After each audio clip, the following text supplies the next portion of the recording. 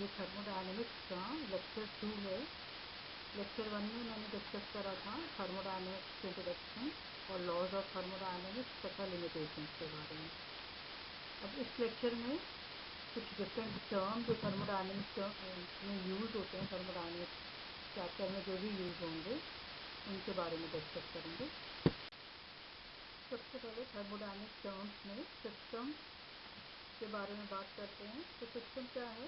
A system is that part of the universe which is under thermodynamic study, यानी कि जिस पूरे universe में जिस भाग का भी हम अध्ययन कर रहे हैं उसको हम तंत्र कहेंगे, और जो बचा हुआ यूनिवर्स का पार्ट है उसको हम सराउंडिंग कहेंगे। And the rest of the universe is surrounding. Now सीमा या बाउंड्री क्या है? So the real or imaginary surface separating the system from the surrounding is called boundary, यानी कि काल्पनिक या वास्तविक सरफेस सतह जो कि सिस्टम और सराउंडिंग को अलग करती है वो बाउंड्री कहलाती है। अब आता है समांगी तथा विसमांगी तंत्र, होमोजेनस एंड हेटेरोजेनस सिस्टम। तो homogeneous system is one which consist of only one phase, यानी कि समांगी तंत्र वह तंत्र है जो जिसमें कि केवल एक प्रावस्था होती है, या दूसरे शब्दों में हम कह सकते हैं कि chemical composition of the system is same everywhere और property of the system is same, यानी कि रासायनिक संगठन तंत्र का सब जगह समान हो या सिस्टम के जो गुण हैं वो सब जगह समान है। इसका उदाहरण है प्योर गैस या मिक्सचर ऑफ गैस। नाउ विसमांगी तंत्र, तो heterogeneous system. So heterogeneous system is one which consists of two or more phases. Heterogeneous system वह सिस्टम है जिसमें कि दो या दो से अधिक प्रावस्थाएं उपस्थित हों। For example mixture of solid या कोलॉइडल सॉलिड। अब बात करते हैं types of thermodynamic system.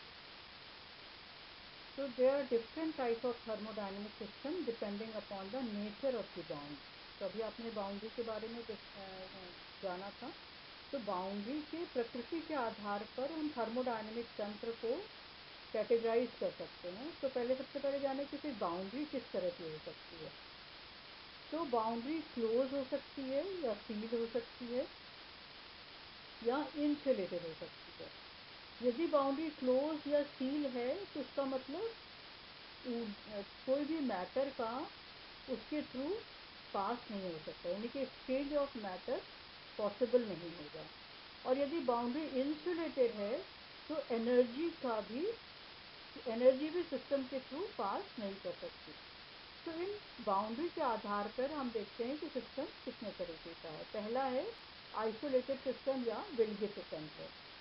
When the boundary is both sealed and insulated, यदि बाउंड्री इंसुलेटेड है तो no interaction is possible with the surrounding, तो सराउंडिंग के साथ कोई भी तरह का इंटरेक्शन नहीं होगा। तो हम इसको डिफाइन कर सकते हैं, an isolated system is one that can transfer neither matter nor energy to and from its surrounding, यानी कि एक विलगित तंत्र वह तंत्र है जो अपने परिपार्श्विक के साथ न ही ऊर्जा का और न ही पदार्थ का एक्सचेंज कर सकता है।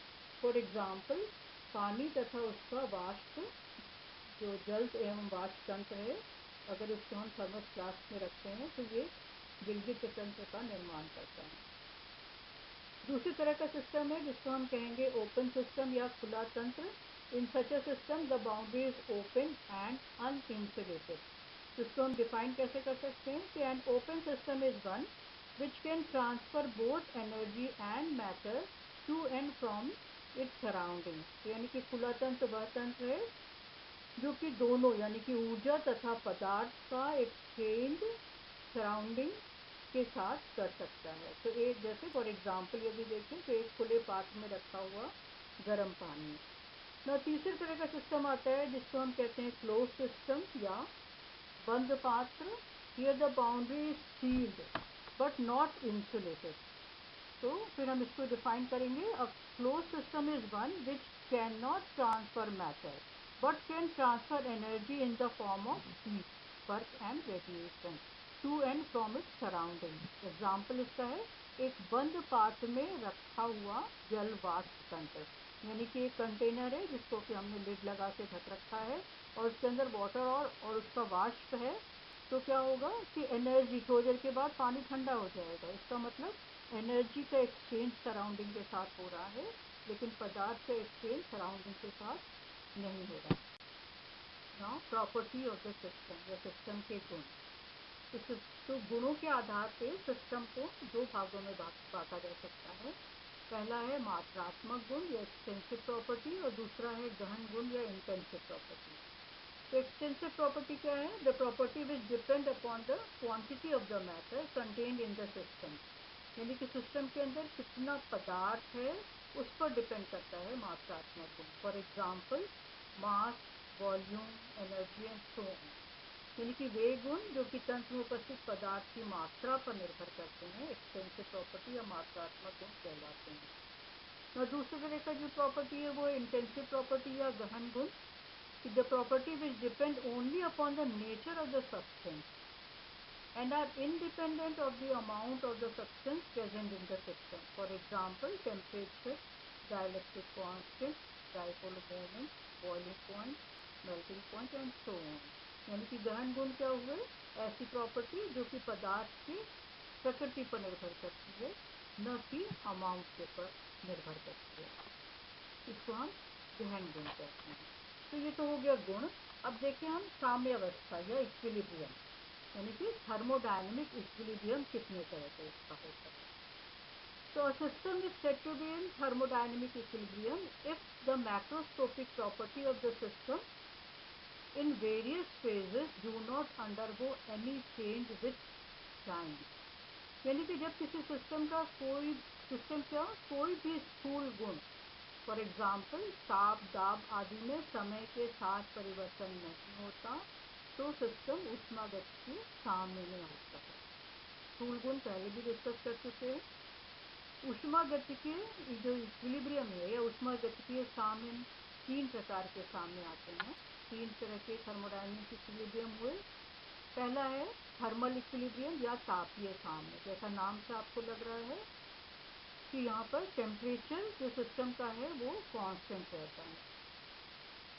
So there should be no flow of heat from one portion of the system to another, and this can happen if the temperature of the system remains constant. यानी कि तापीय साम्य की शर्त क्या हुई कि टेम्परेचर कांस्टेंट रहेगा थ्रू आउट द प्रोसेस।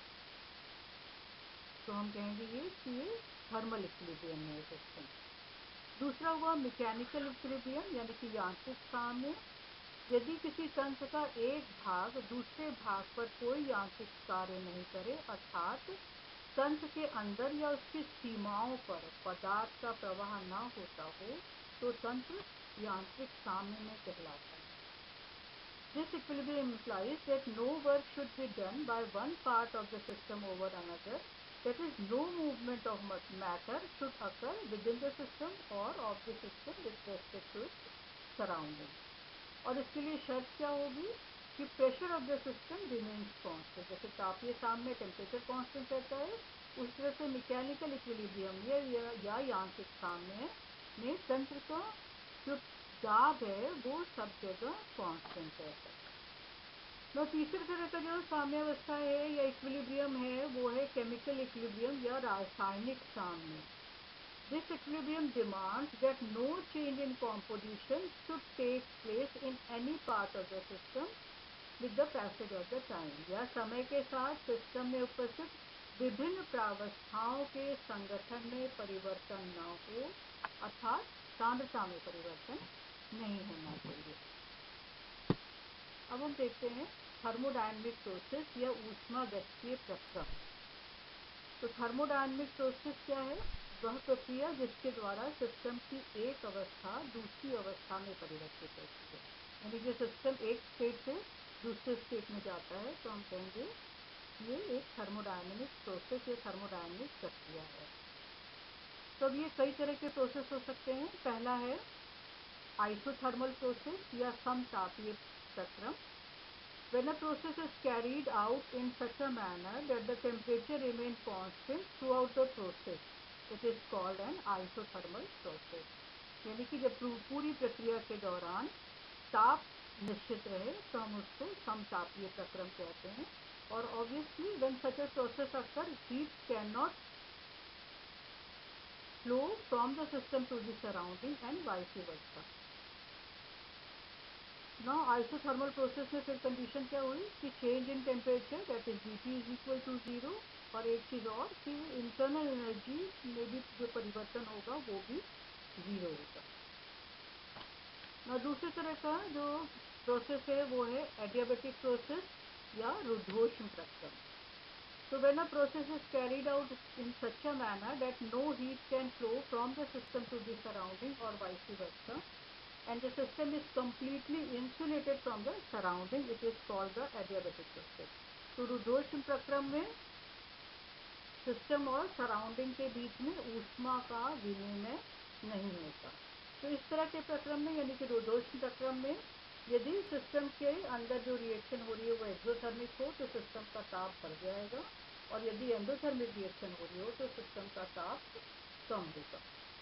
और एडियाबेटिक प्रोसेस की कंडीशन है कि dq is equal to 0।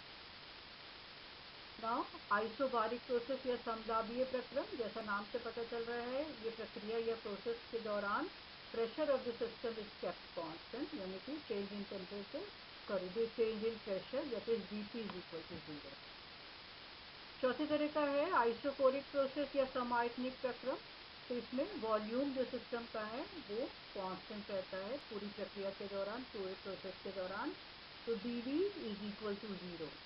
Now fifth है साइक्लिक प्रोसेस या चक्रीय प्रक्रम। तो इसको हम डिफाइन इस तरह से कर सकते हैं कि यदि कोई तंत्र परिवर्तनों की श्रेणियों में से गुजरता हुआ वापस अपनी प्रारंभिक अवस्था में आ जाए तो ये प्रोसेस साइक्लिक प्रोसेस कहलाता है। या when a system is in a given state goes through a number of different processes and finally returns to its initial state, the overall process is called a cyclic process. And for cyclic process, change in internal energy that is dE is equal to 0 and dH that is change in enthalpy is also equal to 0। आपके सामने दो graph दिख रहे हैं।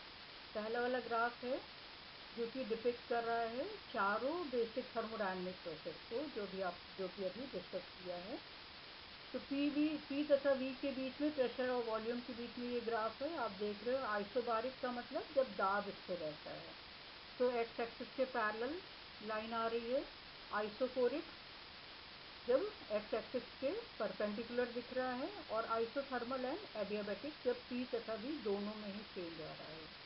और दूसरा वाला जो ग्राफ है वो P तथा V के बीच में ही है, लेकिन ये एक साइक्लिक प्रोसेस को बता रहा है कि मान लीजिए हम स्टार्ट करते हैं आइसोबारिक प्रोसेस से। तो पहले हमने आइसोबारिक प्रक्रम या आइसोबारिक प्रोसेस करा, उसके बाद नेक्स्ट स्टेप में हम वॉल्यूम को स्थिर रखते हैं तो इसका मतलब आइसोकोरिक प्रोसेस करा, और उसके बाद एडियाबेटिक प्रोसेस के से हम वापस अपनी इनिशियल स्टेट में आ जाते हैं। तो इस प्रोसेस को हम साइक्लिक प्रोसेस कहते हैं।